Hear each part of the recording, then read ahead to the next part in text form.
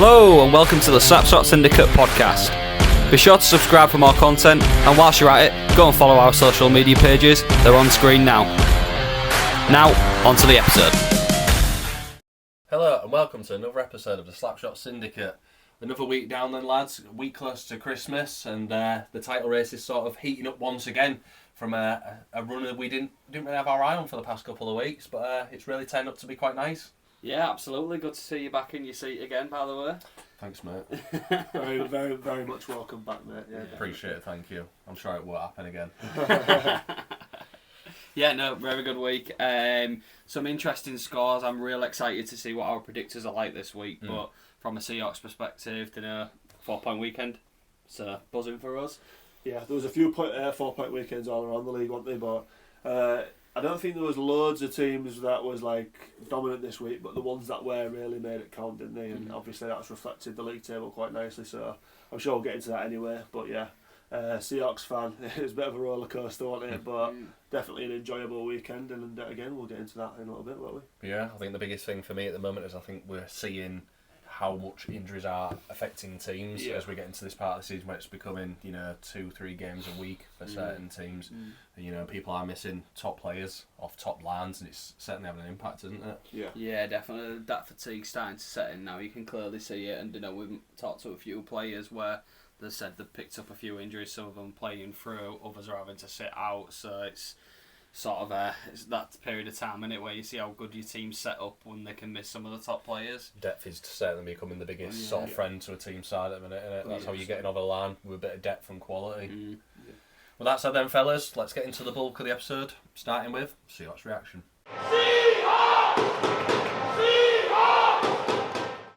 So, starting off, Seahawks then, boys. As you alluded to, Rossy, bit of a roller coaster of emotions this weekend. So, for those that don't know, double header against the Romford Raiders, home and away.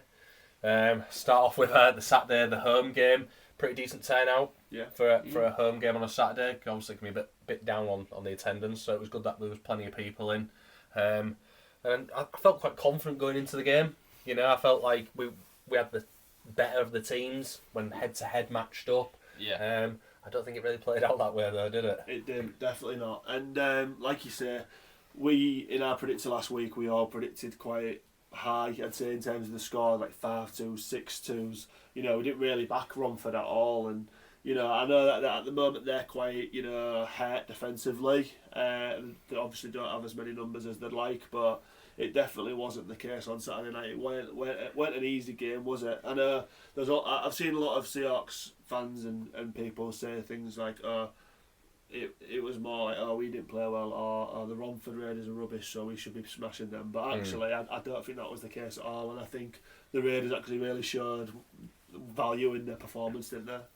Yeah, they did. I think one thing is worth noting is there was just a really gritty team where there was hard to break down. Obviously with CC in goal as well, he's phenomenal, so on his own he can keep them in it. So we was getting chances, we was taking shots, but a lot of the time we won't come into anything. So those 6 goals we did score on the night were really well fought goals.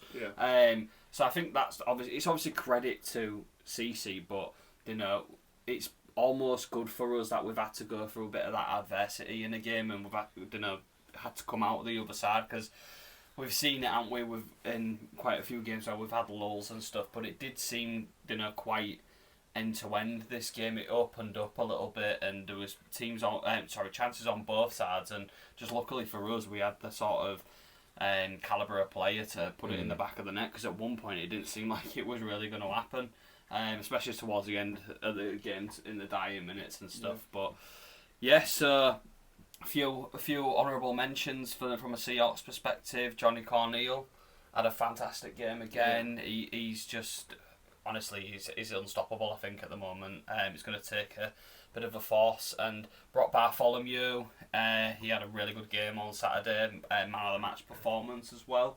So fair play to him. And then that sort of second line between Bonner and Hewitt, they were fantastic as well. Both of them putting up points as well, which is fantastic to see when we talk about depth. And I think it's only fair to mention Sobchak as well. He seemed to be quite good that night, and the captain as always, puts in a decent performance, even on what didn't seem to be his best night, still managed to put up a few points. So. Yeah, I personally wouldn't say it wasn't a case of his best night. I described it as more you could tell Bobby was playing hair, you know, and it was almost as if he played that first period and then maybe felt it a bit or got a bit of a knock. Yeah, and you could just see I felt like he was really suffering. So I think it was good that he sort of sat out the rest of the game.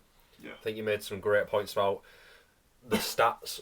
I think we had 20 more shots on them by the end of the game, which is unbelievable when you look at the score. I think it's worth mentioning. I don't think either goalkeeper on the weekend really covered themselves in glory. There was a few where it was a bit. Ugh.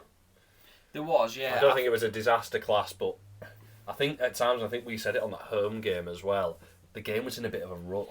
Yeah, it did. And I think that suited them more than us. You know, I think we've got that flair and quality, like you mentioned, where we can dominate a team and move the puck around. And it just seems to have been a bit of a lull where we was just almost. It feels like teams like Romford as well. When they know that we've got the firepower, they just try and drag us into their game. And a lot of the time, it seems to work, even if it's only for a period or so. It does seem to work, and I could get the sense that's the way it was.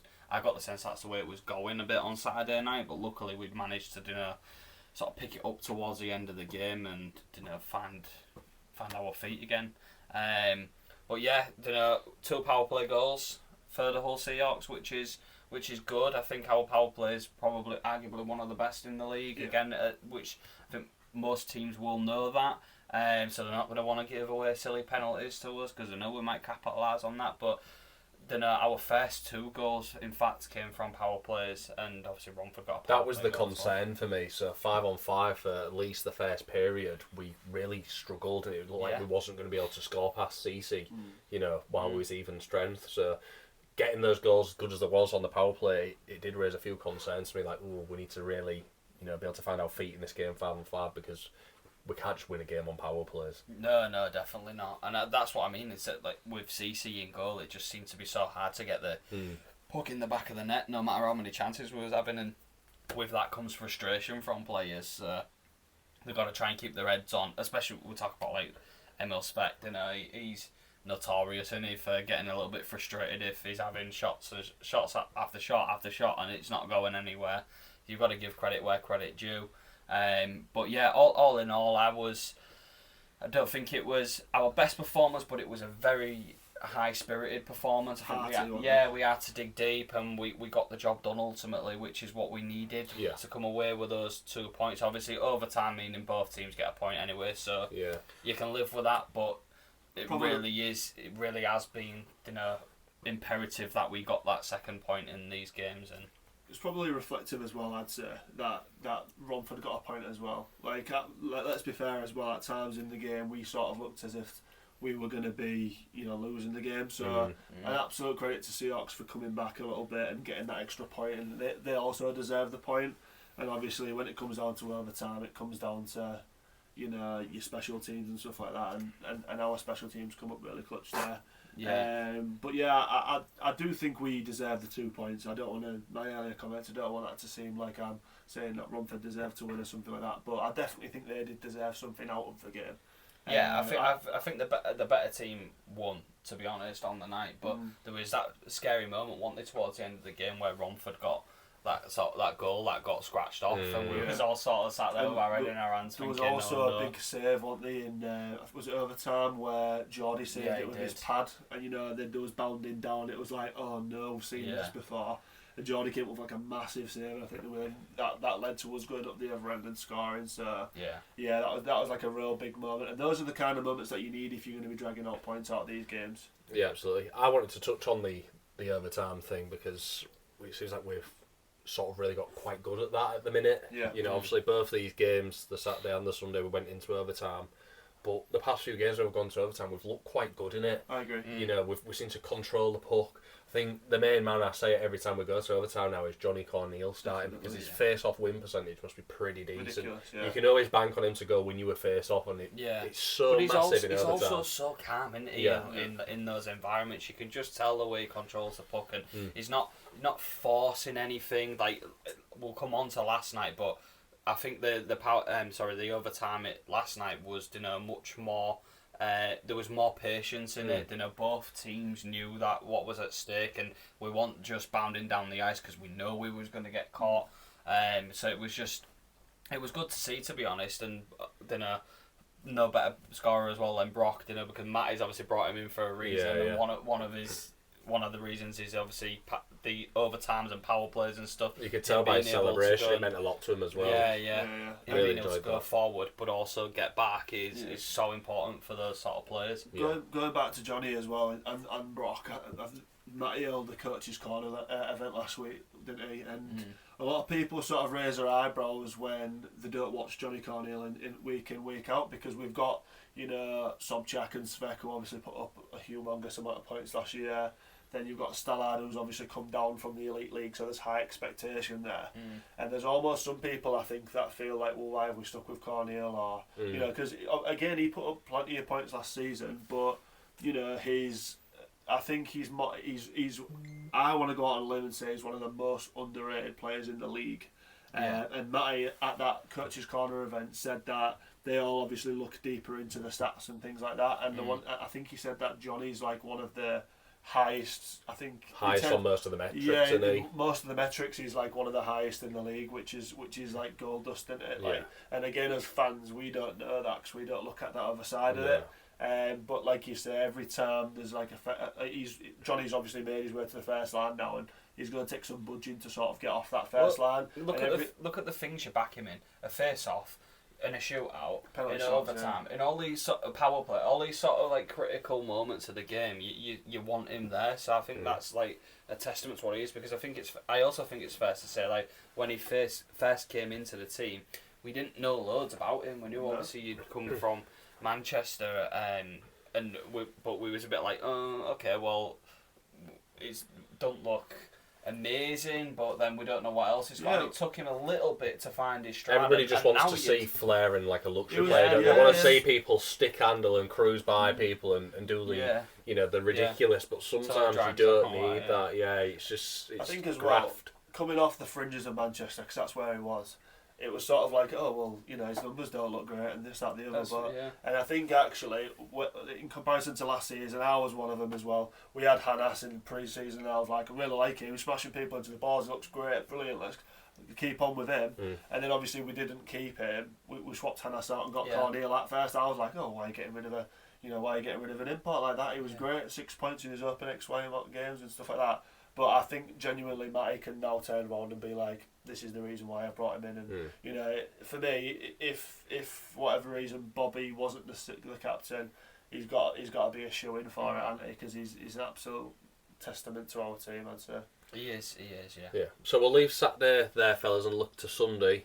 Just wanting to mention there, Saturday night, Geordie Stallard was still injured, so didn't make the team. Yeah. So we had the usual 4 imports minus Stallard. Sunday things changed. Geordie Stallard was back in the lineup and Owen Sobchak sat out. What did you make of that before face-off? I don't know. I don't know if it was just rotation. There was people talking about like, what's happening and the stats of the imports and if it's going to be sustainable long term. Honestly, I don't know. I knew Stallard was going to come back at one point. So when you look across our imports and you think he's pulling up trees at the moment, it's doing fantastic, and we'll go into his stats on the night soon. Cornel, you can't really take him out of the team when he's proving so integral. And then you've got obviously Brock Bartholomew, you've just brought into. Well, Matty said himself, once he's in the team, it'll be hard to replace him out of the team. And obviously, as he said again after the game on Sunday, he's one of the best players. Best defenseman in the league. So if you say that about somebody, they're not sitting out, are they? Yeah. And we've obviously talked about Sobchak, and if he could probably go to any team in this league and put up some decent numbers and that. But recently his stats haven't been amazing. So when you look at it from that perspective, I think sitting him and putting Stallard in was probably the obvious call for him. But to lose Sobchak out of any team is always going to be a big loss in it. So For me, it was a real hard one because Stard obviously has been injured, so it's gives Sobs sort of an opportunity to stake his claim. And I think on Saturday night, Sobs probably knew that going into Sunday. I think the idea based off, internally in the camp, I might be completely wrong, but I think Matty will have told the players that Stellani's going to play a game this weekend, and it's probably going to be Sunday. So I think that Sobs very much played as if he was sort of saying, well, I need to be on the coach as well. Yeah. I personally thought Sobs had a really good game on Saturday night. For the same reasons as you said, obviously I can understand why Matty has chosen to go with the other imports on that occasion, and again, that's Matty's choice. But tough call to make. It's a real tough call to make, and leaving someone like that, like of Sob's calibre, out of your team is. Can you imagine that 6 months ago? Like, oh yeah, no, it's unthinkable, and genuinely, like, I know that, like, in my opinion, again, that's what it is. It's an opinion. In my opinion, I think in terms of Sobs, obviously, his stats haven't been as great as you would want them to be this season. But chopping him, are we at risk of losing him to a rival or something like that, and then just reigniting what we know he's already got? Like, is it a question of, they always say, like, form's temporary but class is permanent, Has Owen Sobchak, have we seen the best of Owen Sobchak already, or again is it a form patch where he's going to bounce back? Personally, I could see him going back to the old Sobs and stuff like that. I think it'd just be a case of working out where in the system he fits, but again, is 5 imports sustainable? And Matty's always said that that's not going to be the case, and he's going to choose 4 imports. So there's got to be sharks circling if that's the case for Sobchak. I think you've got to look at it in a sense of, like, okay, someone had to sit, and who else would have sat? Oh yeah, no, I 100% agree with that. Because you run that risk wherever, don't you? Unless someone's got a knock and you're like, it's made our decision easier for us because you're having a night off and you're going to rest. Yeah.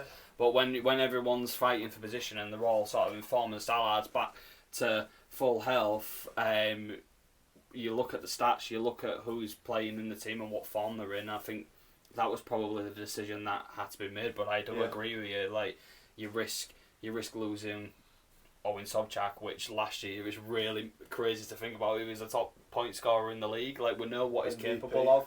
It's crazy to think of. It's a little bit scary, and again, you're like, they're in an immediate name for me to be like, well, would you get rid of Svek instead? Because you can't say that about any of the other imports. Stally's probably been unlucky, the most unlucky with his injuries, because he's been a bit in and out, but when he has been in the team and he's had a run, he's looked really good. And again, we are getting into the Sunday game, which obviously Stally returned for, and he did play good. So it's got to be a real headache for Matty, I'd say, at the moment, as to the situation with what's going to happen around those. Probably why he just wants 4 imports. At some point, it's like, I can't be doing with this every single week. But then he's making that decision, and who's it going to be? What's your take on it, Az? I think going forward now, this weekend, and the fact that Matty's actually dropped Sobchak is now where we'll see a reaction. If Sobchak wants it, can do it, and can prove to the fans and the team that that guy is still the guy from last year, 120 plus points. He's had a bit of a... He's still not had a bad time. Let's be honest. Some imports would be happy to receive 60 plus points a season. Still averaging a point a game, which is 60 plus points.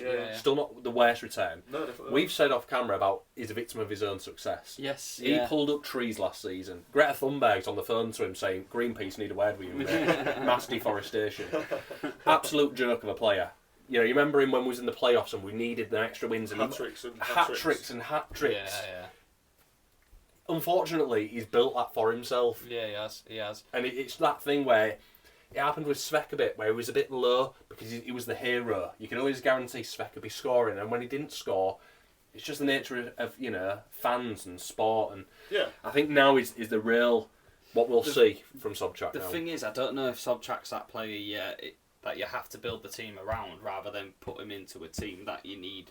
Everyone's doing an individual job. I feel like he needs a bit of that free rein to get the best out of him, because he does go off here, there, and everywhere. Like in football, for example, if he was a midfielder and he was running up top near their corner flag all the time, you'd be like, get back. But on the ice, obviously, you leave him to. Yeah, I think everything from the past week has all come together real nicely. Like you mentioned, the coach's corner. Matty showed some things. Obviously, we wasn't there. We've been told by people what had been said, and Sobchak didn't look great from that metric. Yeah, the stats, you know, so the stats don't lie. So as good as he is, what he's doing and what he has done is all well and good. But what he's doing now isn't what Matty likes. So with that, he's not impressed. Then he's dropped him. But Matty can say, well, I've showed you all why I've dropped him. Because you know you're going to get people like, he's done this and he's done that. The evidence is there, he's been dropped. Now we see the reaction. Yeah. It's on him now. Yeah. You know, I know that's a bit of a bold statement to say, that's but the game plan, isn't it? That's how you've got to look at it. If he wants to stay, play for Seahawks and take this team to the next level, where, you know, Matty wants us to be, where the fans think we should be, then we need that Sobchak back, but you've got to fire him back up to that. If you can't, it's a horrible game to play in, but you will just be moved along. Yeah. Unfortunately, that's the way the beast. The nature of the beast, yeah. You know, we've got 5 imports. The fact that Matty did that, got 5 in, and he's willing to drop Sobchak, you two are both like, oh, can you imagine? That to me straight away says, I'm willing to let you go.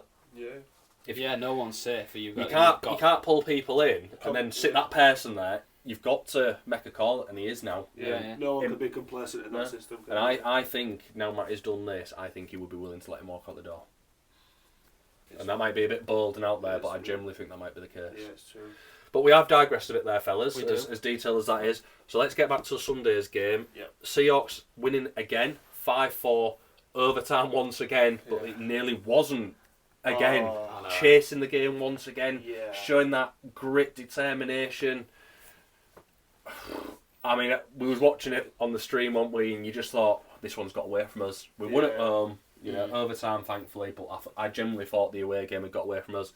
But it wasn't meant to be. Like, grit and determination in the last 5 minutes, and we scored a couple of late goals to pull us back into contention and go into overtime. I think, again, like you mentioned about the special teams for them yesterday. And, you know, I was talking about like Miller and people like that off camera, weren't we, and how important he was. But obviously he was playing banged up, and it was a bit scary, wasn't it, when they went 2-0 up? Can't lie. Couple of like, I don't know, I wouldn't say silly penalties, but you know, like maybe questionable ones. Just bad discipline. Or you know, like a bit of a daft decision, maybe sort of put us in the. Shook us up a little bit on the camera. At home, we was a bit like, oh, this is actually happening. Like they're coming at us, but again, right, the Raiders sort of showed the worth in that sense, and I feel like if you were the Raiders after this game as well, you'd have been like, how have we not come away with like 3 points this weekend? Because you know it's gone to overtime twice, and this was very much in their hands, wasn't it, lads? Yeah, I mean they controlled it. We talked about stats on the Saturday game, and now we outshot them by 21 shots. We actually was behind on shots in this game, so there was 32 to our 30, so there was a lot more in it and controlled the game a bit more at home, which you'd sort of expect, to be honest with you. Yeah. But like you said, that 2-goal lead was right out there, and I didn't think we had any real chance at that point. We looked bang out of it. It was difficult, wasn't it? And credit to Seahawks for getting back into the game and obviously dragging themselves back in, sort of. Well, then it happened again, didn't it? It did happen again, and I think the biggest thing Matty will take from this game is the fact that we didn't roll over.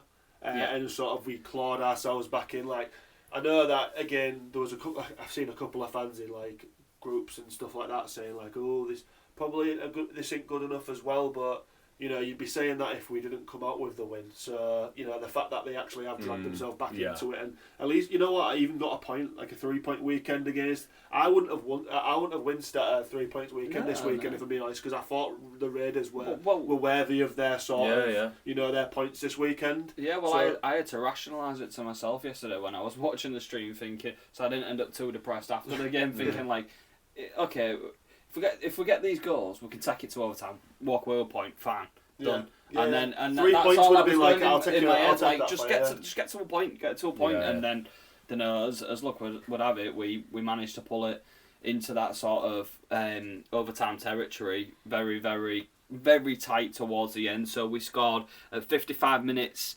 13 seconds, and then straight after it, 55 minutes 59 seconds. It was difficult, wasn't it? Because I think we brought it back to 2-2, I want to say, didn't we? But then Jake Sylvester got his Harry Potter wand out, didn't he? And just split the Seahawks defence like a banana. Like the wizardry behind that puck stick handling was a joke, and just put it right in the bottom corner. Thanks for coming. See you later. Like, it was a joke of a goal, and we all like obviously have our group chat and stuff, and we was just like, where did that come from? Yeah. Like, that was unbelievable. But Sylvester obviously is up there with the points, and we mentioned him the other week and said like he's one that goes under the radar, probably similar to a Johnny Corneal. Yeah. Plays first line minutes, but his name's not big and bold all over. But yeah, he scored an unreal goal, and then obviously again Millsy coming up with another goal, and it was like 4-2. Right, well, you know, you split it 2 points each, and you would have been like, I can't, like throwing drinks about, being like, I can't believe we've lost this game. How have we lost this game? Because the Raiders came at us, but again, like you say, you know, that clawing it back to a full time was great, and I think a little bit fortunate with the third goal, and I think Huey will admit that. Yeah. Where he sort of did he try and put it back into play from like behind the goal? It sort of bounced off a defender or bounced off CC and sort of ended up through his legs, and everyone. I think he was just trying to put it towards goal. Yeah, which is all you can ask. And of course, and everyone was sort of like a bit confused. Then there was just like, yay, you know, 4-3, and then. You know what I mean? When they got to 4-3, they sort of smelt blood in the water, didn't they? And went after it. And, you know, credit to him. And that man that we was talking about, you know, who came in, Stally, got us the goal to take us to overtime. And it was good. It was interesting. I think Stally, just before we go into the overtime bits and bobs, I think Stally really needed to come in this game, didn't he? Because we, as the shots on goal and stuff like that suggest, we was missing Sobchak, obviously, but we was also missing the captain, weren't we, Bobby? And I feel like that did tell by his deal in terms of throughout the game. Like Bobby always has a presence, though. Yeah, he always has something. There's always a point to be had in there as an assist or a goal. You can't narrow that down to this game. Whenever he's not played, you've missed him on the ice. Definitely. It's just. I think we missed the Sheriff though. If I'm being honest, we missed the Sheriff on Sunday, and again them going up twice by 2 goals sort of showed that. But I do think it was a great opportunity for Stally, for Johnny, for Emmy to sort of, you know, put their names forward and be like, no, we're going to carry us through. And the boys did that, didn't they? They did indeed, yeah. So Jordan Stallard got that goal, which was a hell of a goal, and we went into OT. We talked about this earlier, didn't we, about it being quite nervy, like both teams like not wanting to overcommit, feeling each other out, and that happened for a good couple of minutes, and luckily the pantomime villain, did you call him? I did, yeah, because he very much was. Emil Speck gets through 1-on-1 on goal, and bang, claps it. Game over. Absolutely. Game over. They start cheering, celebrating together, and then all of a sudden it erupts. It did erupt. There was a few during the game, wasn't there? I think Speck got a penalty in like the second or third period for cross-checking Dewey. It was like, or Power maybe, and it was like complete opposite end of the ice. But I think they just like started going at each other all game. There's been a few, haven't they? But I think it was just like so emotional for both teams to get that close, and you know, Romford obviously being the lead, it was going to be a bit of a pill to swallow. But I think something was said to Emmy afterwards, and he was just, you know, caught up in the moment, loses his head, goes towards the bench. They all start sort of. I think there was a couple of punches thrown, in fairness. Then they all start flying over, it erupts, calms down again, goes, right, okay, all go off. Then they all go through, start shaking hands together, go around, shake coach's hands. Emmy goes towards the away bench, shaking hands, at which point I think it's like, okay, game done, everything over. From what I heard on their commentary afterwards with one of their staff, was that a Romford player had said something to Svek again, which just reignited the fire. So before you know it, all players back over, a few more fisticuffs, and then in the end, Hull being ushered off the ice for the end of the game. But yeah, it'd be interesting to know if there's any Romford fans watching this, what you thought to that. And just if there's any chat going around in any forums, like you know what was said or who did what. You know, we're only speculating here, so it would be interesting. But luckily for us, that was sealed the end of the game and the additional 2 points. Going home, Emil Speck as a pantomime villain, and definitely no love lost, I don't think, between. No, definitely not. But our hero in that sense with a hat trick, you know. Yeah. He had a quality night, didn't he? I don't mind a bit of that fisticuffy bit at the end, but if it had got any more and got untardy, it wouldn't have been worth it for either side, to be fair. Especially in terms of you'd have started getting bans and all sorts, Not and just because somebody said something, I'd have just, you know, given it, sling to it be there fair, with one. And after the Give him that, after the initial stuff, the Romford fans did show what they thought of Emmy, and he was sort of like, yeah. keep going, then, which is what you said, hasn't it? But I think, like you say, after the second time, if then you're shaking hands and being like, right, let's leave it now, boys. I think he's probably carry on going. Yeah. Emmy Speck's not the kind of player to be like, oh yeah, sorry lads. I don't He's believe like, it though. I don't think Emmy would have gone over there with the intention of rubbing it in. After they've all gone through and shaken hands and stuff, at that point it's done, innit? Game over. You go over. You take your man of the matches, and we'll see you next time. Get you then. But it doesn't happen like that. That's hockey at the end of the day. The only important thing to us is that we got the 2 points. No man of the match announced on the night for this, but I think it was fair to say that Emil Speck Really? was the unofficial Slapshot Syndicate man of the match was Emil Speck. Mopped up. Yeah, he did. Ultimately, wrapping up a very good weekend for us. Yeah, can't complain at a 4-point weekend, regardless of it being a bit of a stuttering game, hard fought, whatever. I don't really care at this point. It's 4 points at a critical time of the season, and we've moved ourselves up the table a little bit. So 100%. Yeah, take it. I think, you got it from Matty's interview where he sort of had that cheeky grin on his face. I was like, it wasn't pretty. But at the point you're just like, I don't care. I've got 4 points, and that's all that matters at the end of the day. Mm-hmm. Yeah. So, yeah, we'll leave it there then, fellas. Good weekend for the Seahawks. A bit more of a tough one next week, though. And that wraps up Seahawks Reaction. So now we're going to look at the results from the past week then, fellas. Starting Saturday, 13th of December. First game on the night was the Hull Seahawks hosting the Romford Raiders. And as we covered, Seahawks taking this 6-5 in overtime. Up the 2 points on the Saturday. Seahawks. Yeah. Second game on the night, Basingstoke Bison hosted the Sheffield Steel Dogs. Steel Dogs taking this one 4-2. Bit closer than might have imagined. Yeah, probably a bit closer than people would have thought, but sort of does what it says on the tin, I think, for us. I might end up with egg on my face here, but we all went Sheffield just because of the form they're in. I think it was the Max Wright thing. Is he going to play? Is he not going to play? If he's not playing, it could be open season on goal again, like Seahawks sort of did. And he didn't, did he, actually? They've just brought in a youngster from Swindon, Ben Clark-Leach, and to be fair, he obviously conceding 4 goals against a red-hot in-form Sheffield isn't too bad, is it? No, not fair play to him. Yeah. Next game, Bristol Pitbulls hosted the Telford Tigers. Bristol Pitbulls taking this one 5-4. Interesting. Bristol's only game of the weekend. This as well. I think that's a really solid win for them personally. I know Telford have been up and down with the form and stuff like that, but they've had a few new additions in. Fugalis from us has just signed for him, haven't they? They've just signed Finlay Howells back from their second team, who I think in 18 games he's got about 40 assists or something like that, like ridiculous numbers, and that's without goals. And then obviously they've got Kaelin back, but that's on the Sunday. So they're not a rubbish team, Telford, by any stretch, are they? No. So No. yeah, I think the fact that the Pitbulls have pulled this off is a real testament to themselves, and I think Jake the Snake got a few goals, so he's sort of coming back to his. I think he's his second form. or third top goal scorer in the league. When you look at Bristol's position in the league as well, they're starting to cook a bit now, aren't they? They struggled a bit to start with. Yeah, well, they're still down there, but the fact that Jake's got all those points is serious, isn't it? I think one of the more important things to note is how well Bristol seems to be playing at home as well. I agree, yeah. They seem to have their home ice locked down at the moment, which is so important. Correct me if I'm wrong, but they beat MK last week, did they, at home? I think they're or right, something like that. Really good that. Yeah. Fair play to them if they can. I think if you're in the bottom half of the table, that's the priority, isn't it? Like locking down your man and getting points there. Yeah. Don't make it easy for anybody to come. Yeah. As we've seen with Basingstoke recently. Definitely. Yeah. Next one's a bit of a shocker, isn't it? Yeah, so potentially it's certainly the result of Saturday, potentially the result of the weekend, some might say. Milton Keynes Lightning hosting the Leeds Knights.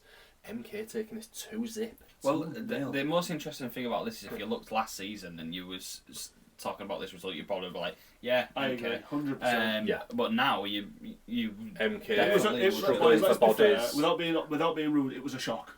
It generally was. It was a shock. Yeah. Especially with how good Leeds have been this season and stuff like that. It sort of seemed like a 2-horse race at one point. Then Sheffield becoming a 3-horse race. But with all due respect to MK and the fact that they're having to pull their assistant coach back and things like that, and getting people in and out and stuff like that, like to say that they beat them 2-0. They must have had a really, really strong defensive performance there, so an absolute testament to them. That's a real good real good one. Yeah. One note in this one as well, I know he played on the Sunday, but Kieran Brown went injured in this game, which is something that Leeds will definitely not want. So hopefully, fingers crossed, nothing too serious for them and for him. But you don't know if he's played Sunday night injured because of who they had, so maybe want to keep an eye on that one. Yeah. And the final game on the Saturday, Solway Sharks hosting the Swindon Wildcats, and the Wildcats taking this one 3-2 in overtime. Yeah, interesting game. You talked about, didn't you? Solway being up 2-0 at one point, to but the third period. But again, championship material comes through there. Yeah, absolutely. Obviously, Jake Bolton mentioned on his interview the other week about them really only have about 40 minutes in them at the minute, and that's sort of showing in it. Swindon Wildcats. It was 50 this week. Yeah. I think both of Swindon scores were in the 50 minutes, but the point that you're making and the point that Jake raised is right. Like, they really need to become that team that can do it over 60 minutes, because again, do you remember with that little patch where they was getting like 3 points a weekend and stuff like that? A lot of those were overtime against Swindon as well. A lot of those things was overtime. They were getting the winning overtime. And if they can become a team that can finish half an hour early and get themselves home for the bus ride the next day, like, it'll really benefit them being able to do it in regulation work. Yeah, but Swindon being the team they are, they were going to capitalise on that, and I bet they sweat it when they go to Solway though. Because the times they've been to Solway in recent times, they've struggled. Showed that they're a tricky team to play at the Shark Tank, aren't they? But let's just really quickly mention Swindon as well. Like, the resilience there is admirable, isn't it? Oh yeah. You've got to get yourself back into the game, and I don't think in any way, shape or form they'd have thought they was out of the game. They'd be aware of Solway's form and their form more importantly. So they managed to get the job done in overtime 3-2. The one good thing about this overtime thing as well is sort of the boys who have been part of the project. I think Wellesley scored the overtime goal, and I think Aaron Nell and Malasinski assisted him. So it's boys that have been there. It's boys that have been there for a while, but who are still spearheading the current and the new Swindon, which is kind of nice to see. And more importantly, with Leeds dropping points, in the same night, they probably didn't know at that time, but it was so much more important that they got them. 3-2, Swindon Wildcats, and then we had the Sunday games, didn't we? Yeah, Sunday, 14th of December, first game on the night. Sheffield Steel Dogs hosted Milton Keynes Lightning. Sheffield taking this one 7-3. So after the jubilation against Leeds the night before for MK, taking that 2-0, getting a bit of a pump in from Sheffield. Yeah, honestly, I think a 2-point weekend for MK at the moment's a good result against those teams. Agreed. So I wouldn't have been overly disappointed with this loss against Sheffield. As we've just mentioned, the effort that's probably gone into that Leeds game, it's obviously sapped them a bit, and Sheffield have pounced on the really. Testament to Sheffield though for putting that amount of goals up again against a team like MK who shut out Leeds the night before, against a keeper like Jordan Headley, that's some doing that. Yeah.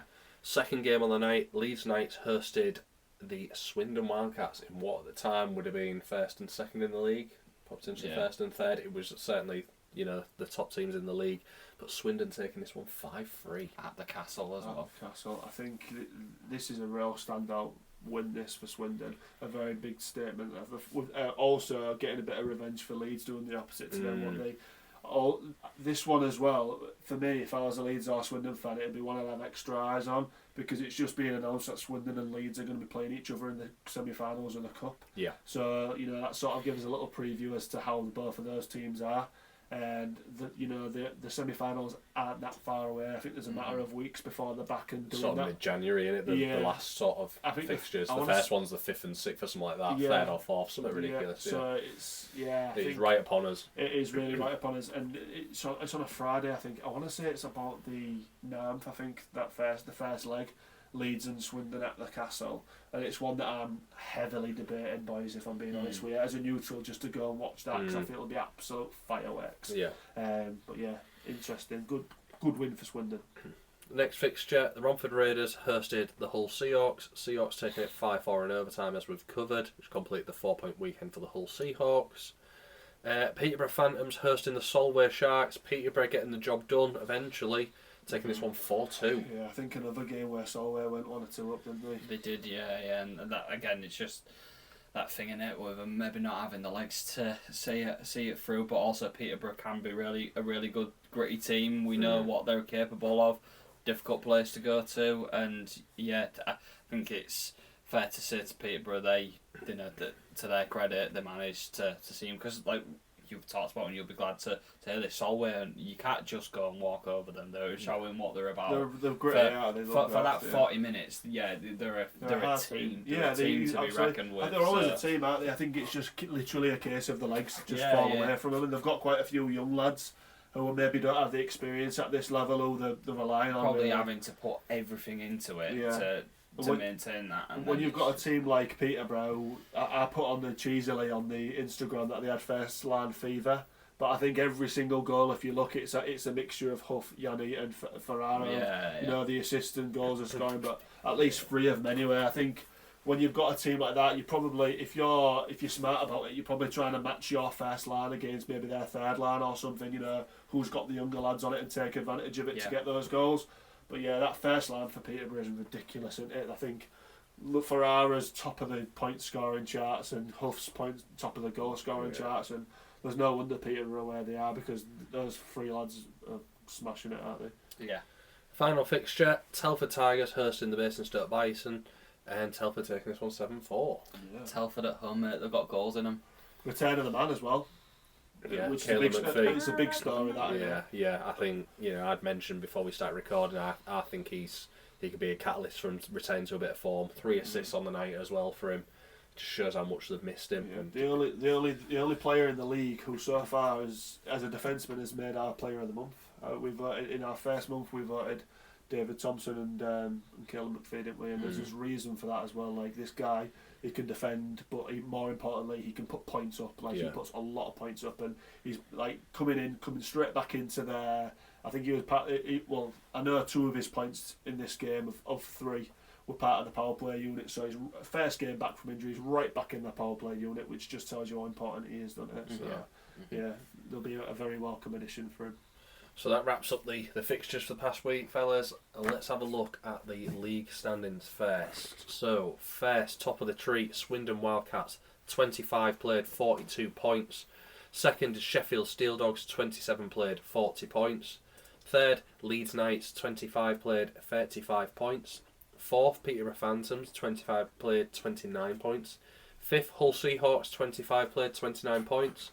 Milton Keynes Lightning in 6th, 26 played, 28 points. Telford Tigers in 7th, 26 played, 27 points.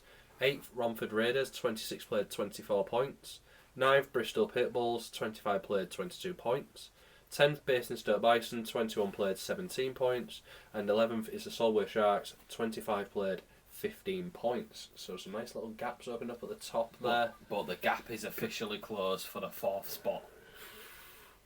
Literally on point with each other. Yeah, same amount of games played. Same as last year. It was between Hull and Peterborough, 4th and 5th, right up until, wasn't it? And, it's looking likely it'll be the same again. Leeds falling off a little bit there. Now they've got a couple of games in hand on Sheffield, but so does Swindon as well, so they can open it up a bit. It's a real interesting one, isn't it? It is indeed, yeah.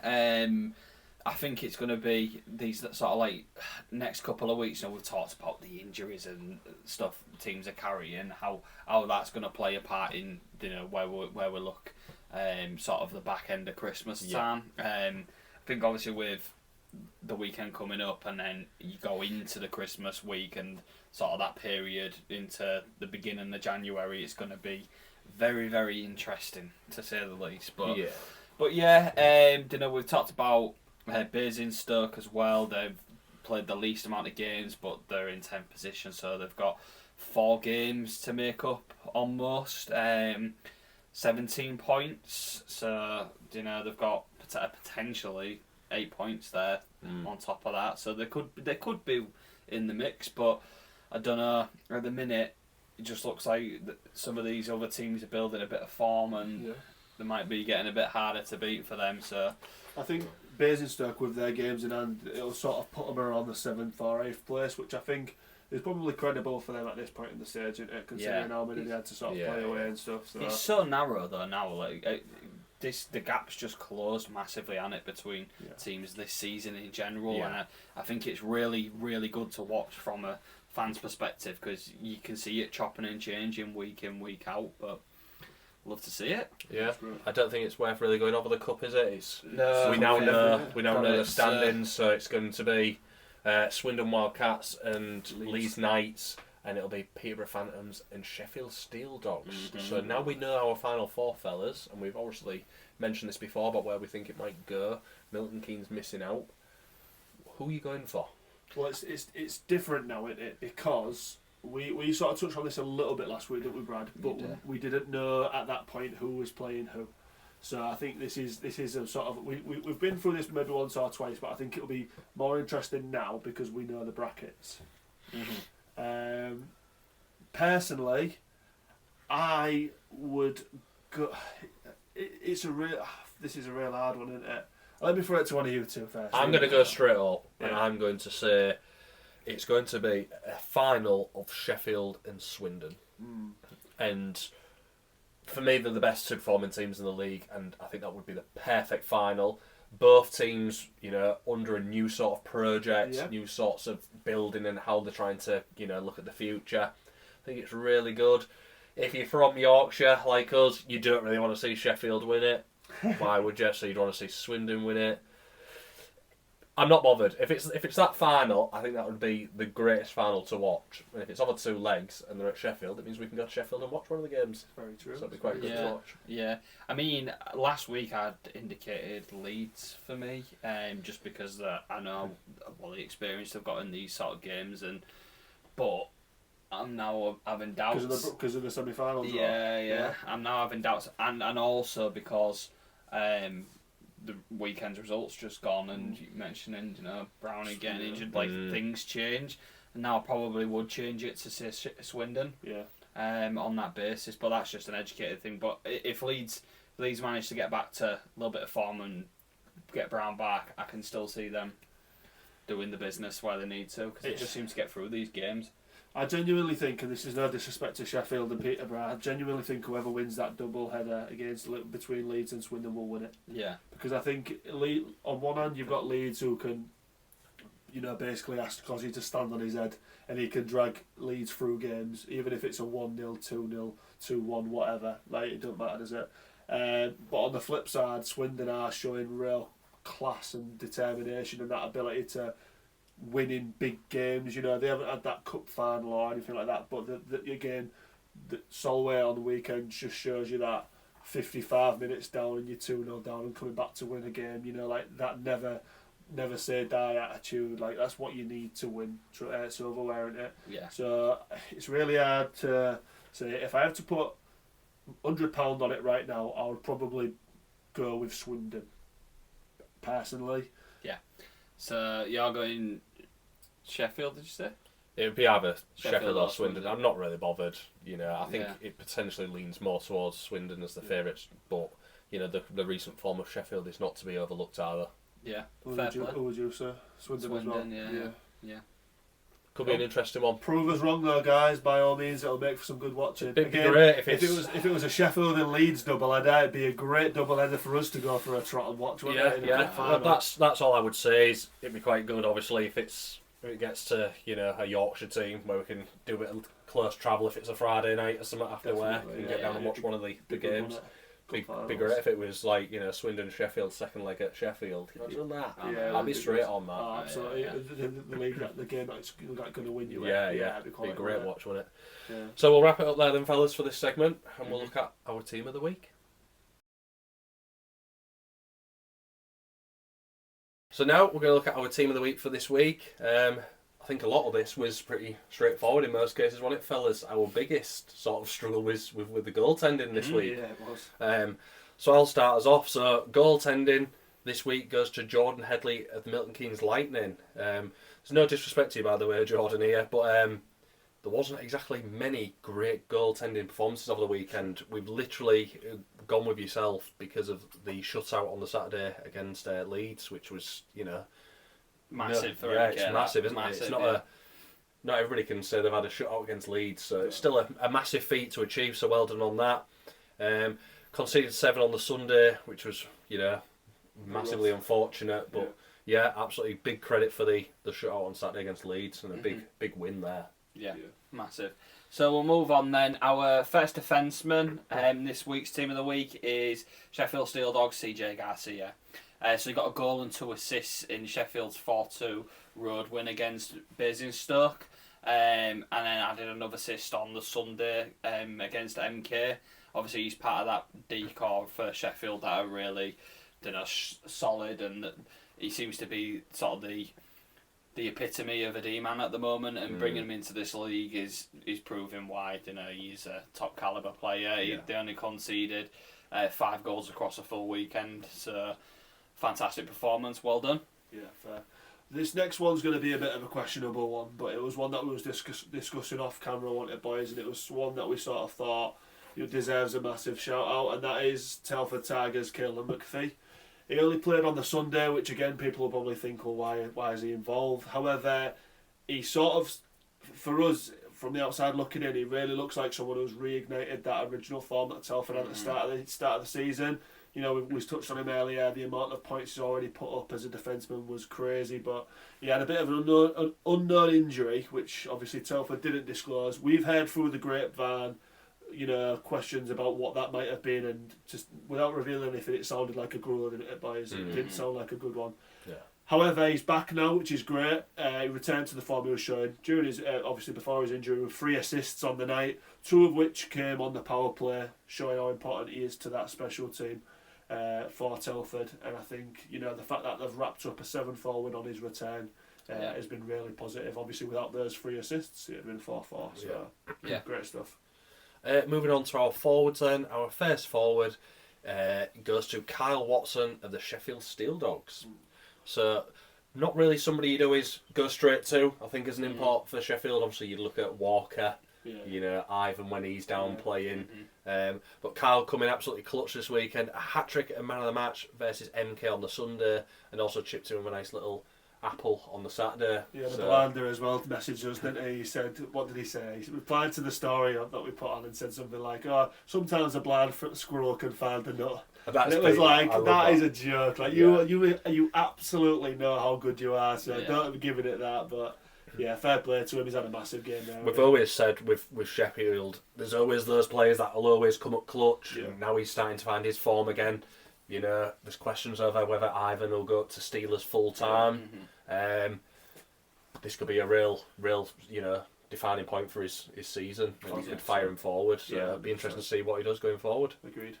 Yeah, so our next forward is Tyler Watkins of the Swindon Wildcats. So obviously Swindon had a really good weekend, but he scored a goal on the Saturday night versus Solway to help Swindon in their comeback to equalise the game, obviously before Swindon went on into overtime to take the win.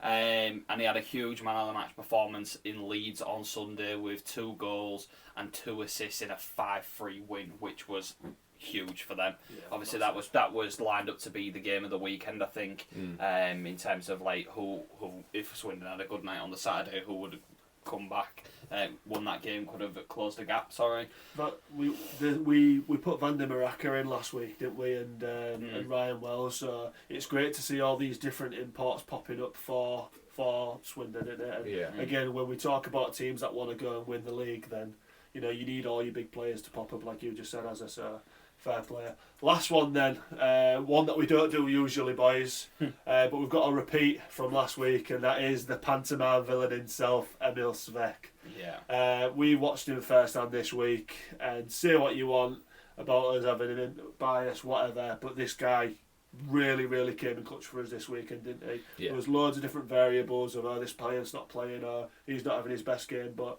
consistently in both games he had a really, really solid performance. So he got an assist and basically worked his ass off on Saturday. Yeah. And then on the Sunday he got a hat-trick, including the overtime winner, and an assist. It was our unofficial man of the match on Sunday because the Seahawks got shooed off the ice before it could be announced. And he's now, boys, individually, considering he had that patch of everyone being like, oh, well, if we get 5 imports, Svek might go or something like that. He's now 2 points off leading the point scoring stats with 46 points in 23 games. Yeah, massive. How about that, boys? Yeah. It's a decent return, that, and he seems to be really coming into a good vein of form, and it's his hard work that's coming with it as well, and I think that's also getting him in good, really good goal scoring opportunities in games. So absolutely. Big credit to him. So do we have anybody that could be on the naughty list this week? Yeah, so in my absence, you two might have made a little fumble. So I would like to go back and have somebody from last week join the naughty list. I don't know if you boys have seen, but Mr. Stenton of the Solway Sharks has been a very naughty boy. He was absent this weekend, wasn't he? Do you want to tell the people who might not know what the reason was? Yeah, so looking at it, and the DOPS report came about, something had obviously kicked up and he was very unhappy, so he thought he'd just take a shot at the official and land him up and slug a puck at him. I mean, that is absolutely obscene, isn't it? Just thinking, no, what, sod this, I'm just going to fire a puck as hard as I can at an official. For the record, we don't condone people firing pucks at the Zebras, but it was the way it was written in the DOPS report, saying like he'd angled his body, looked at the referee, looked back down, then took the shot. It's like, is this worth doing? Am I going to do it? Yeah, I'm going to do it. Land himself up perfectly for it. The only thing they missed out was whether he actually hit him or not. Headshot. But naughty boy. Yeah, we don't condone that sort of behaviour. Like I say, I think you two boys maybe missed that one, so I've come straight back in. Now I'm back this week, and he's straight on the list. So congratulations, no presents for you this year. Well, we'll leave it out then, fellas. That wraps up our team of the week and naughty list for this week. So now we're going to move on to everybody's favourite part of the episode, which is the predictor. Scores on the doors, boys. Before we get into it though, I think you are the holder of, after last week. Reigning and defending. Congratulations, mate. I wasn't here, but I did pass on my good words of well done to you. Thank you very much. Mega for you, that. It was good to see you been top drinking my spot. brews out of this all week, so... Oh, is that what that is? Yeah. Oh, I thought it was a skid mark. I thought you'd been doing something else. That's the golden rule, boys. Whatever you do when you win the cup that week is your business. Yeah, don't talk about it. Oh dear. Anyway, right then, Rossy. Right, scores on the doors, boys. Talk to us. I was cheeky earlier, and I said previously there wasn't that much in it, and that is still the case. So we'll go straight into last week's leaderboard. So Azza had a worldie last week and pulled it back. So with that correct score, Azza is now drawing with myself in the top spot. We both had 87 points. Not too far behind was Brad with 81, so there was 6 points in it. We said a couple of correct scores this weekend could have got us right back in the mix. With that being said, there were 10 games this week.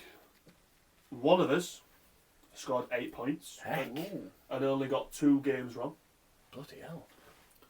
The other 2 scored 7. Ooh. And again, both those people got 3 correct. I'd have been quite happy with 6, to be fair. Yeah. It was a tricky week with the the Swindon win against Leeds. As the games was playing, a lot of them was like, oh god, what's happened there, sort of thing. It was a tricky weekend. So 3, like I said, 2 of us got 3 games wrong, and the other got 2 games wrong. So I think again in that weekend was really solid. So the people that got 7 points this week. Do one person at a time. One person who got 7, and the second person that got 7. Okay. Your wish is mine. Really drum it out. You know he loves like drumming things out. Hold my beer. Do you want the book or? You want to see somebody drag it out? So the first person to get 7 points this weekend was Rossy. Oh yeah. Unfortunately, I got Leeds and MK wrong, Sheffield and MK wrong because I tried dobbing a point on MK. It's a shame. And I got Leeds and Swindon wrong. So 3 tough games, boys. We could argue. The other person who got 7 points was Azza. Back-to-back week winner. Again, back-to-back winner. for Bradders. So clawing a point back to make it 5. Bradders got 8 points. Yeah. So now, boys, we're closer than ever, I'd say. Currently, Brad has 89 points, only 5 points behind me and Azza with 94. Just shows you though, doesn't it? Like when we're all sort of going for the same thing, like how hard it's going to be to narrow it was an that interesting gap. one this week. Obviously, with me not here, which I think you've maybe done it once. So, it was you. You had to dip off one of our episodes and you sent the scores in. It was weird doing it without having this discussion piece. Remember, I sent through my predictors and you two was like, this is very similar. And I know a lot of people might think, they probably talk to each other and they're going to go, but to have that distance between us and me just like, there's my prediction. It was still very similar. It was really interesting. Different, weren't we? And again, you said there was one of them where we all voted exactly the same scores, didn't we? Yeah. It was just, I think you maybe went the other way around. It was Swindon. So me and you got Swindon wrong. Yeah. And you backed Swindon to beat Leeds. Yeah. And I think that's what came. But we all put the same score. I think that's what came up clutch for Yeah. Brad on the Sunday. I think that's the one he got right, and us two got wrong. Me and you both backed Leeds to beat Swindon 4-3, and you backed them 4-3 to win. And what happened? Real interesting one, but keeps it close. I'm quite happy with that because I thought I'd had a pretty poor week. So the fact I've matched you keeps me 5 points going into Christmas ain't bad at all. Is it? So, Couple of right scores and this predictions is gonna go through the roof. Yeah. Great, A correct score, even just one. If you just went like this week and got one correct score and got the 2 points extra or whatever, it can be massive. And all that takes is for me or Azza to have like a rubbish week and I know. it's all that in it. So yeah, it's exciting. With that said then, boys, let's get into it. Coming week, so starting on Friday 19th of December, Mad Friday. Ooh. So I think we was just saying we might not see this between us because it's Big Boozer on a Friday, isn't it? But Hull Seahawks are playing. So Leeds Knights host Hull Seahawks Friday night. What are we thinking here? What's the go first with this one? Slide off camera. Go on then. I'm going to go for a Leeds Knights win here. So despite getting 0 points last weekend, I think Aldi knows how to then get them back. I know it'll obviously depend on if KB will be back playing, if he's injured, whatever, but I still think Leeds are going to get this, and I'm going to go for a 4-2 Leeds. Brad next.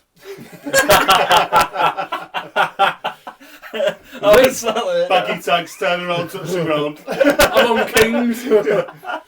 I'm having real difficulty to be honest because we went to the last home game on a Friday night at Leeds and it went pretty, was it? So I'm hoping it's not going to be a repeat for that. For that reason, I'm going to back Seahawks. Hey! Yeah. Hey. Woo! I am. I think there's just something about these games. Like when we go there to play, we can beat Leeds at their barn. God. Does the fact that we've not conceded a lot of goals this past weekend just worry you a little bit there? A little bit, yeah, but also the fact that we've got the choice of 5 imports at the moment, all of which are going to be. But is this where we get the Owen Sobchak bounce? That's what I mean. That's a question for you. Well, if you'd let me finish. Sorry, bro. I'm backing you up there. I'm going to say with a 5 import choice, we have like a lot of people trying to play for position. So, is that going to be a factor in us? It will. I can't see Matty going with flair. In a game like this, I think you'd rather go for grit and defensive play. I think you'll be looking at the same as it was on Sunday. I think it'll be Stallard, Svek, Brock, Johnny. Yeah. I think it'll be Sobchak to sit out again, and it would be a massive statement for him to miss that game, the biggest probably game of the season, as it were. I just think again, if Leeds are missing Kieran Brown, and they do, like that's a big thing for them. On the back of 2 losses, I don't know. It's a real tough one to call. I'm just going to go with my hat on it. I'll say Hull Seahawks 3-2. This is an hard one. For the sake of the competition, I'm going to go for Leeds, but I can definitely 110% see where you're coming from. I don't know whether Leeds might be falling into a little position where they've got a few legs, they've got a few knocks and stuff like that. Tricky one because obviously defensively they are a little light at the moment. They've got a few injuries, and hopefully Kieran Brown for them isn't injured, obviously. But I will go for Leeds. For this, like similar to you, Brad. Similar to you, I'm gonna go. I'll go 4-3. I'll go 4-3 to Leeds. Interesting. And the only other game on Friday night, another big one. Sheffield Steel Dogs host Telford Tigers. Yeah, okay, I'll go this one first, and I'm going to go Sheffield Steel Dogs. I think it'll be a 4-2 victory. I'll join you with that. I'll go Sheffield Steel Dogs. I'll go 5-3. I'll complete the trio. I'm going to go Sheffield Steel Dogs as well, but I'm going to go 6-2. Wow. Okay. Yeah. I'll be interested if one of us can get a correct score on that. If you can get a correct score there straight away on the Friday night, yeah, you're off to a good start on the weekend. So moving on to the Saturday, 20th of December, first game on the night, Hull Seahawks versus Sheffield Steel Dogs. You can go first on this one. Nice one. Nice one. Do you really want me to go first? Yeah. Yeah. Oh, God, sickening. Oh, it's so hard. I'll back Hull. I'll back the Hull Seahawks. Yeah, I'm gonna back us. I'll back us to win 5-3. Wow, that's really interesting you say that. A lot of reasoning with that. I think if we lose to Leeds, Matty will want an immediate impact, immediate reaction. But on the same vein, boys, I might have just thrown a point away because Sheffield have not lost in weeks and weeks and weeks and weeks. Last game before Christmas. Yeah, exactly. Yeah. The amount of sweeps we've just thrown in that bloody trolley in the last game. I don't think anybody's moving that swiftly, are they? I'll personally, as a Seahawks fan, before this weekend, if you offered me 2 points, I would take it against Leeds and Sheffield. Yeah. So I was trying to weigh up which team it would probably be, and based off the last performance at Leeds, it was a real hard place to go, wasn't it? Yeah. I think we are a better team at home, and I don't think anyone will disagree with that. So for that reason, I'm going to go with Hull. I'm going to go Sheffield. Mm-hmm. So it's a 0 point weekend for Hull for me, and I don't think that comes with any shame. I think two really good teams. Two very good teams. You know, the last time Leeds came to Hull Ice Arena and played Seahawks, they were short then. Remember, we met a couple of lads afterwards, and they were short. Gozzy and Bally, yeah. And they still managed to get the job done. Yeah. Which was, you know, really it's crazy. Bally even seemed a bit like this in the one. It was like, yeah, what? Madness. Sheffield are just ridiculous at the minute. I'm going to go 5-2 Sheffield. I'm also going for Sheffield. Oh, you rat! What was that meant me? I've gone for a double down on Seahawks. I thought he was going to come with it. No, I'm going for Sheffield on this one. I just think they've got too much at the minute. You know, we've put in two gritty performances against Romford. If we did somehow beat Leeds on the Friday, I'd take overtime against both of them, to be fair. Yeah, 2 points, like Raiders this week, no wins but overtime, so that'd be great. 2 points overtime, both against. I think that performance alone would be massive. Both good value as well. Yeah, absolutely. Yeah. So I'm going to go Sheffield. What score did you say? 5-2. 2. I'm going to go for a 4-3 then. Because I think it'll be quite close, like you said, at home gaff and stuff. Maybe we'll see Brady Parker for the first time in the flesh as well. That'd be interesting to see. Because Aldi, the last 2 times he's come, has been a joke, but he remains unavailable, which I don't know what that means. But so next game, Swindon Wildcats host the Milton Keynes Lightning. So tasty fixtures straight off the bat here, isn't they? Yeah. I think I'll have to go first on this one, why? If you want to, I ain't bothered. I think you've been first. Don't care. I don't care about what the order, mate. I just come straight out. Swindon for me, just because, you know, that's the educated thing to do. So I'm going to go for a 5-2 victory to Swindon. I'm going to follow you. Go Swindon, but I'm going to go for a 4-1. Okay. Interesting. Yeah. I'm going to go 5-3 to Swindon. Don't think much more needs to be said. No. Bristol Pitbulls and Basingstoke Bison. I'll jump in with this one. I'm going to back Bristol again for the 3rd week in a row, I think. Oh no, tell a lie. I backed them last week, but I didn't back them against MK, and you two did. Yeah. You little brats. Because they ended up doing it, didn't they? I'm going to back Bristol. I'll back them to win 5-2 against the Bison. I'm also going to follow and go Bristol, but I'm going to go for a 3-2. Well, I'm also gonna back Bristol. Yeah, I think they're just hard not to back, aren't they? When you look at who they've got, like Dunbar, Harewood, you know, through the lines, they're solid, aren't they? Yeah, definitely. I'm gonna go Bristol 3-1. Low scoring game. Yeah. Don't you think all these games seem like teams are in like similar positions? Yeah, like, you know, it's sick, isn't it? Like even the next one, like if you look at each team, like especially the first 4 fixtures here, everyone seems like in similar positions in the league. There'll be some real good games there. So the next game is Peterborough Phantoms hosting the Romford Raiders. That's a toughie. It is a tough game. That's tough. Peterborough Phantoms 4-2. Do you just think they've got more about them to get it done? Like we struggled obviously this weekend. I just keep going back to, you know, Huffy, top goal scorer, you know, Ferrari, top assist or whatever he is. Yanni is a joke shop on his own, and it's Peterborough at home. I just I'm going to be controversial. I'm going to go for Romford. I am too. I am too. Yeah. Up the Peterborough! Up the ghosts. Don't ghost this one, boys! Right, I'm going for Romford because, like you've just talked about the firepower there in Peterborough, what they've got. But I think Romford have some very solid lines, quite like spread across, whereas Peterborough have got the seemingly one line that seems to put up all of the points. That's my reasoning too. So I'm gonna go for Romford Raiders. You went 4-2 Peterborough, didn't you? I'm gonna go 4-2 Romford. For the same reason as you, I'm gonna go 5-3 to Romford. I think I can't wait to see this one now, boys. I think this one might be a real tasty one that we'll all be like doing this at the rink, won't we?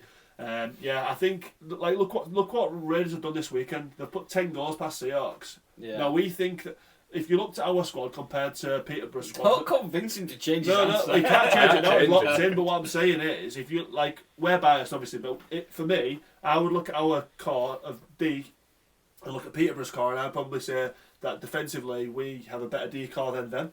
Yeah. And if you look at our firepower, I think we've got a lot more depth than them. You're missing one very valuable thing here. The netty. I get that. Not even that. Oh, go on. That Peterborough team, they know how to play that horrible game. Yeah. If Raiders come and try and play like they did against Hull, where we was a bit like, oh God, we don't like this, what do we do? And then having to try and tweak our game. Peterborough will just go, well, yeah, we can play this horrible game as well. Be good for it. And in recent months, you'll find Peterborough have gone to these overtimes. Tell you what, boys. Eating out of that. Should we just ditch this Seahawks game this week and go down to Peterborough? Oh, ding dong. No, I'm joking. That was obviously. You heard it here first. Yeah. What do you reckon? The final game on the Saturday then is Solway Sharks hosting the Leeds Knights. Leeds Knights. I'm gonna go 5-2 Leeds. Go on, Az. No, feel free, mate. No, I insist. I'll tell you what. It's Christmas time. I'm gonna back Solway. What are you laughing at? Do you know what though? The I'm weird thing is, Solway. there's a part of me that's going Solway. I'll tell you what. Yeah. If Leeds are beat up, and they've got to do that big old slog right up there to Solway early morning, you know. And this is Solway's first game of the weekend, so they'll be fresh on home ice as well. They'll be on the ice on Friday practicing, obviously. I don't know. I'll back Solway. Look what they did to Swindon last week. They'll look at video this week. They'll try and better themselves this weekend. So I'll back Solway to win. I'll back them to win. What am I doing? 4-2. 4-2. Do you know what though?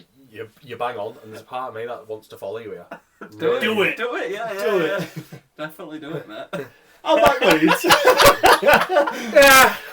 No, I will. I'm going to come with you. Oh! I'm going to go Solway.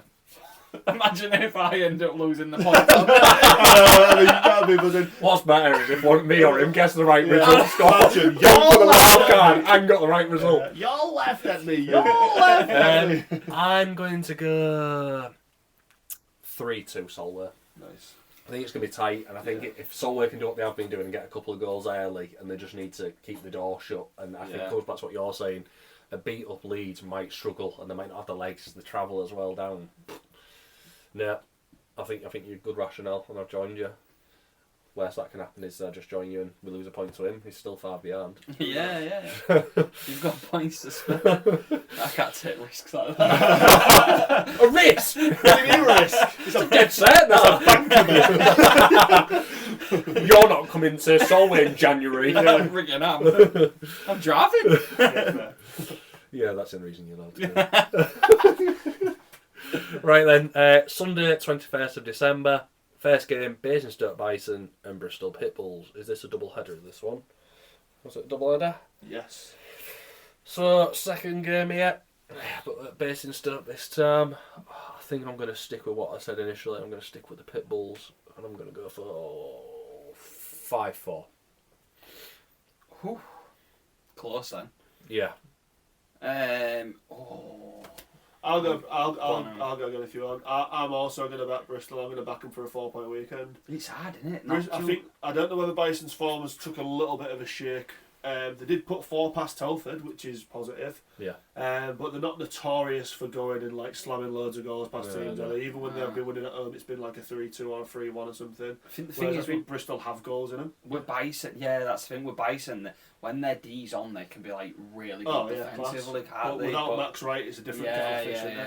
I'm going to back Bristol anyway, and I'll back them to win. Similarly to Saturday, I'll back them 5-3. Yeah. Full sweep then for Bristol, and back in a 4-point weekend. Yeah. So, what score did you go for? 5-3. Score did you go for again? 5-4. Ooh, okay. I'll go for a 4-1 Bristol. Okay. Yeah, that's what. So another double header then. Romford Raiders hosting the Peterborough Phantoms. I think I'm going to change my mind on this one. I think home game, I'm going to go for Romford as opposed to Peterborough. I'm going to go for a 4-2 Romford. I'm going to back Romford as well. 4-point weekend. I'm going to back them to win 5-3. 5-3. Why not? This seems really odd, doesn't it? Like, none of us backing Peterborough. It does. Actually, I know you would. Especially with the stats there that they've got. Like, you know, that first line. Let's not make any forms about it. They're a joke. They're like seriously good. Yeah. But you're right in what you were saying. They can be shut down. It's one line. You shut down one line, they haven't got anything. The only reason I swayed with them is that experienced centre, you know, and then, you know, like a line of Jarrett Baker and Cooper, you know, to sort of shut them down. And then you've got CC in goal. Has a really good game. Then that's what I mean.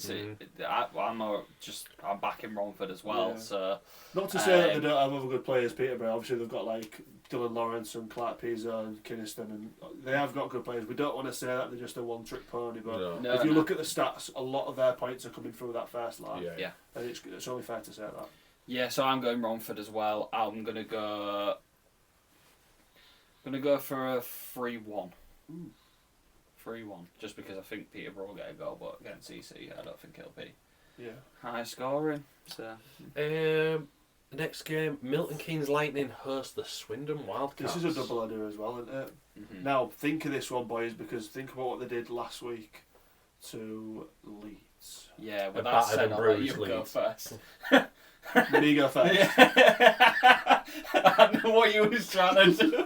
So, I'm going to go for Swindon Wildcats 4-1. And I think I said that for the first game as well. But remember what MK did last week. I know. I'm going to Swindon though. You sure? I am. I'm very sure. I'm going to go. So you haven't said a guess yet. You can still go for MK. If you I'm going to go Swindon. Don't worry, pal. Nice one. I'll go Swindon 6-2. Bloody hell! I was close to going for 6. So they're not just going and playing them. They're going to bend them over and spank them, are they? Like, yeah. Bloody hell! I've gone that far.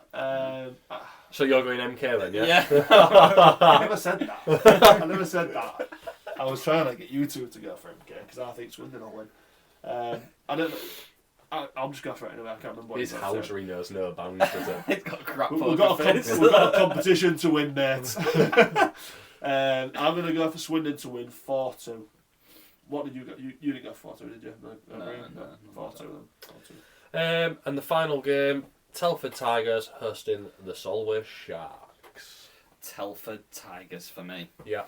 Again, home performance, but also Solway going to have a bit of travel, and also coming off the back of what's going to be a very difficult game against Leeds, was it, on a Saturday? Yeah. So Similar to this week, really. Telford Tigers 5-1. Oof. I know. You know what? Like, I everyone says it to me. You like Solway. There's no qualms about it. I really do like Solway. Like, if you have to choose another team in the league, I really like them and I want them to do well. But I know where you're coming from with that. Like, it's similar to this week, and you know, they went 1 or 2 up, but you know how quick the legs run out for them, especially with those big coach journeys and stuff like that. Like, it's tough. It's just the nature of that team is just tough, isn't it? Yeah. So for that reason, I'm going to join you with Telford. And again, they are a different beast at home. So they'll have to be really smart about the way they approach this game, because if you give this Telford team, especially with McPhee back, a power player, it's very likely that they're going to score a goal here. And Solway, when things don't go their way, they get nasty, don't they? Or they try and pull teams back into it. Can you afford to do that against Telford? Probably not. So for that reason, I'll go 5-3 to Telford. It's going to be a clean sweep. I'm also going to go Telford. I'm going to go 4-2. I think it'll be a bit closer. Respectable, yeah. Yeah. Step. Jinx. Well. Well, that concludes all the fixtures then, boys. So it should be an interesting week for us coming up then. Some tight games as well, aren't they? Some big meaty games. Really do have a couple of correct scores this week. Yeah, I think if any of us get like, you know, a correct result in some of these big games as well, I think you'll be onto a real winner. Agreed. Yeah. 100%. Yeah, I think that the title could change up a bit more at the top. Yeah. You know, Swindon have got a couple of tough games there. If we're going to see what they're really made of, I think if they can, if they get 4 points this weekend. Yeah, they deserve that. We've and ahed about Leeds and their games in this coming weekend, so could really open up, and it's just what Sheffield can do.